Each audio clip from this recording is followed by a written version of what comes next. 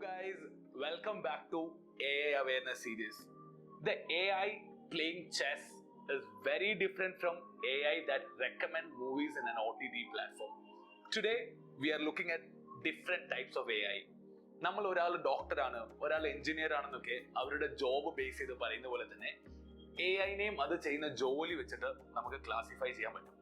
For example, text base ചെയ്ത് work ചെയ്യുന്ന models, language models, image base ചെയ്ത് work ചെയ്യുന്ന ഇമേജ് റെക്കഗ്നിഷൻ മോഡൽസ്, വോയിസ് വെച്ചിട്ട് വർക്ക് ചെയ്യുന്ന അലക്സ പോലെയുള്ള മോഡൽസ്, ക്രിയേറ്റീവ് ഔട്ട്പുട്ട് നൽകുന്ന ക്യാൻവ പോലെയുള്ള മോഡൽസ്, പിന്നെ ഞാൻ പറഞ്ഞില്ലേ OTT പ്ലാറ്റ്ഫോംസിൽ റെക്കമെൻഡ് ചെയ്യുന്ന പ്രെഡിക്റ്റീവ് സജഷൻ മോഡൽസുകൾ.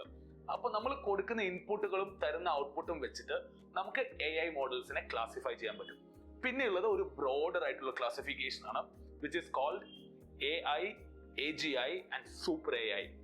ഈ AGI എന്ന് പറയുന്ന ആർട്ടിഫിഷ്യൽ ജനറൽ ഇന്റലിജൻസും സൂപ്പർ AI-യും നമ്മൾ ഇന്ന് കാണുന്നില്ല.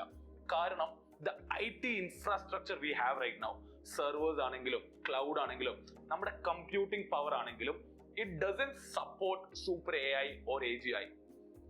അപ്പൊ നമ്മൾ ഇന്ന് ഡെയിലി കാണുന്ന എല്ലാ തര AI-യും it is basic artificial intelligence. Next time നിങ്ങൾ AI എന്ന് കേൾക്കുമ്പോൾ don't think it is A big robot doing all of the things. Instead it's an army of specialists like text, voice, creative, prediction models to give you the best output.